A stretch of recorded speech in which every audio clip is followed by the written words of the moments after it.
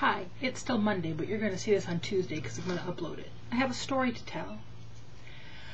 When I was a teenager, I did a lot of pen paling, and probably when we were 16 or 17, a person who I wrote to and clicked with and talked to a lot was a guy named Mark.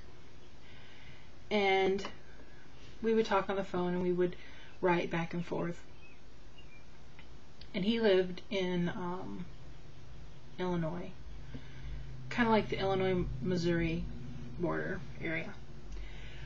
And then when we were about 18 or 19, he disappeared, and I didn't hear from him for quite a few years. And then I was dating my first boyfriend, David. Well, let me see. We lost track when he was 18. We pen paled for 2 years, and then he vanished. And then when I was 20, I was dating David, and I was at the apartment, and the phone rang there, and it was Mark. I knew his voice immediately. I'm like, where have you been for 2 years? What's happening with you? And he had joined the army and gotten hurt at boot camp and got let out of the army, and he'd then gone to school to get like an LPN to be a nurse. And so we talked a little bit then, and then he kind of vanished a little bit again. And then I wasn't dating David at the time. Probably somewhere in my 20s, me and Mark started talking again and writing again. And he really wanted to get out of the area that he lived in. So he said, are there very many nursing homes near you? He didn't drive at the time. He didn't have a driver's license. And so he took the bus up here, and I took him to some of the nursing homes, and I took him looking for apartments, and he decided to move here to the town next to me. And he worked for a nursing home, and we found him a little inefficiency apartment in like a historic home, and he settled in and worked, and he started dating a friend of mine, and then that kind of fell apart. And probably, I don't know, a while after that, he just vanished. I'm talking, I sent him a Christmas card, he came back. I would drive by his apartment. It was dark, it was empty, nobody was there. I would try to call his phone, and it was disconnected. And so he just vanished. I didn't know what happened to him. I didn't know where he went. And this has been probably 15 years ago. So today, just a little while ago, when we were at Myers, I was checking out, and there was a guy checking out at the one next to me, and I heard the voice, and I'm like, I turned my head, and I'm like, Mark. So he finished checking out, and I finished checking out. We were talking, and I said, I'm just glad to know you're not dead. I didn't know what happened to you. You just vanished. Vanished. He's like, I know.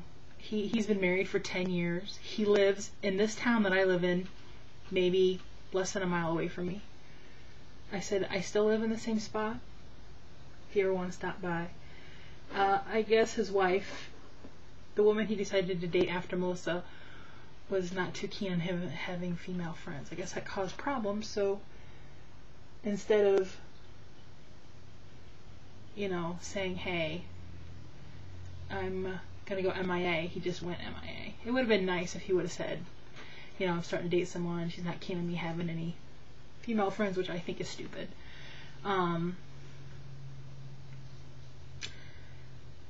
So it was nice just to see how he's doing, and I said, are you still doing the pow, pow, pow, pow?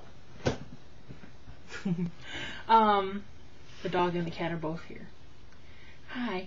I said, are you still doing the nursing thing? And he's like, yeah, he works at a different one now, but he's been there for 3 years, and he's been married for 10. I said, are you happy? He's like, yeah. They never had any kids. His wife had a child before they got married, so he was a stepchild, because Mark never wanted to have kids. That's the one thing I do remember. And I said, well, I'm just glad you're okay, because I was worried. I said, actually, it wasn't that long ago me and Dad were talking about him, because it just vanished. Gone. And now to find out he really lives, like, right over there, crazy. So it was an interesting checkout at the store today. I mean, it's just weird how you haven't heard a voice in probably 12 or 15 years, and you hear it and you know. Because it was just like, whoosh, where is he? If he had not been checking out at the same time I was, if he had not been talking to the cashier next to me, if he'd just been silent, I would never have known. He would have checked out and gone, and I would have never have known. So it's weird how it all kind of lined up. I'm just glad to know he's okay. So it's kind of interesting. I should have snapped a picture on my phone. Dang it. Well, maybe I'll catch him there again someday. Now I know he goes to Myers, so if I'm ever at that one, I'll keep an eye out for him. So he knows where I live, and I said sometime just stop by if you want to stop by. Because I never asked him exactly where he lived, because I didn't want him to think I was going to be some crazy person from his past that comes knocking on his door saying, hey, and have his wife going, who's she? So I just said, my door is always open to you, my friend. Because we've known each other since we were 16. I still have the letters he sent me. They're downstairs in a box. I used to do a lot of pen paling. I have all the old letters that I've ever gotten put away down there. Okay, that's my story for today. Seeing someone I haven't seen in about 15 years. And knowing that they're alive and okay. Bye.